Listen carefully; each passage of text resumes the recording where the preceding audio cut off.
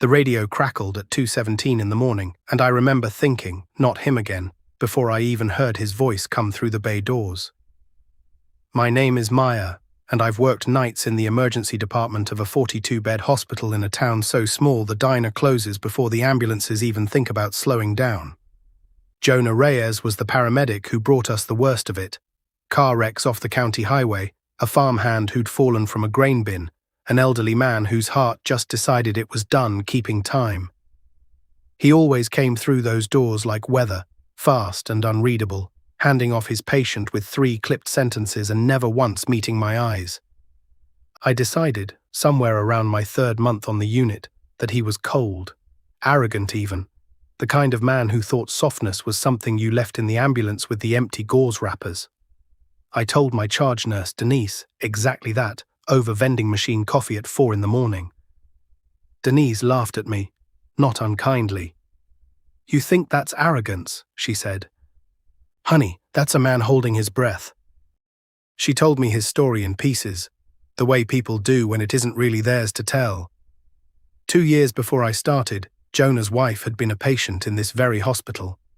Different illness, different season, nothing to do with me or with anything I could have controlled. I want to be clear about that, because it matters. By the time I ever laid eyes on him, that chapter was long closed, grief worn down to something quieter. But Denise said he hadn't spoken more than he had to inside these walls since. Every hallway held a memory. Every code blue was an old wound wearing a new face. I didn't know what to do with that information except feel ashamed of my own quick judgment.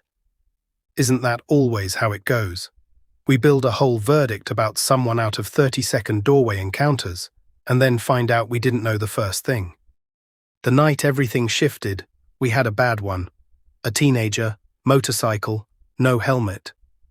Jonah worked the whole ride in with a focus that scared me a little, and when we finally stabilized the kid enough to move him upstairs, Jonah didn't leave. He stood in the hallway outside the doors, hands braced on his knees, and for the first time I saw him not as weather, but as a person who'd just spent everything he had. "You did good," I told him, because it was true, and because I didn't know what else to say. He looked up, like the words surprised him. "Didn't know anybody around here noticed." "I noticed plenty," I said, and then wished I hadn't, because it came out warmer than I meant it to, or maybe exactly as warm as I meant it to, and that was the problem. After that, he started lingering. A coffee handed across the nurse's station. A joke about the vending machine's broken change slot. Small things. I found myself listening for his unit number on the radio, which felt like a betrayal of my own better judgment. We work together, I told myself. This is a bad idea. This is the kind of thing that gets messy fast in a building this small. Denise, of course, saw it coming before I did.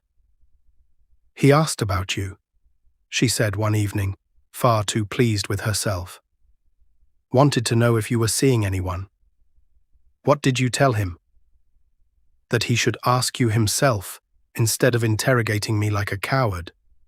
He did ask me himself, eventually, in the parking lot at shift change, the sky doing that pale grey thing it does before sunrise.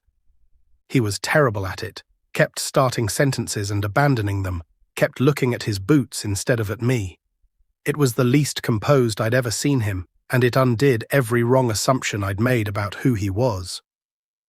"I'm not good at this part," he admitted, the talking instead of triaging part. "You're doing fine," I said.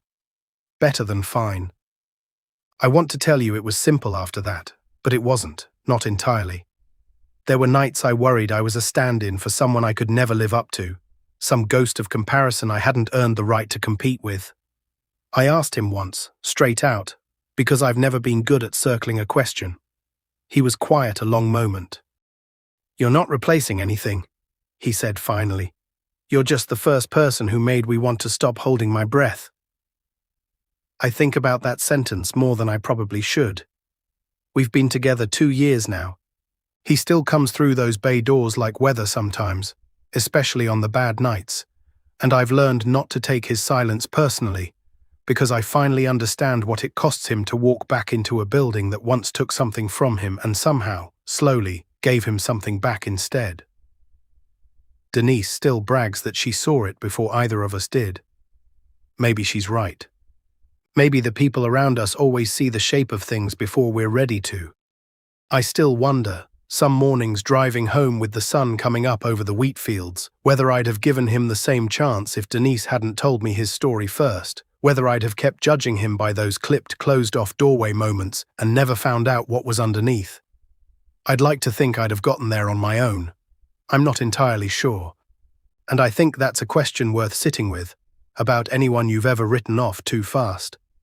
How many people are we walking past every single day, mistaking their holding their breath for coldness, never sticking around long enough to watch them finally exhale?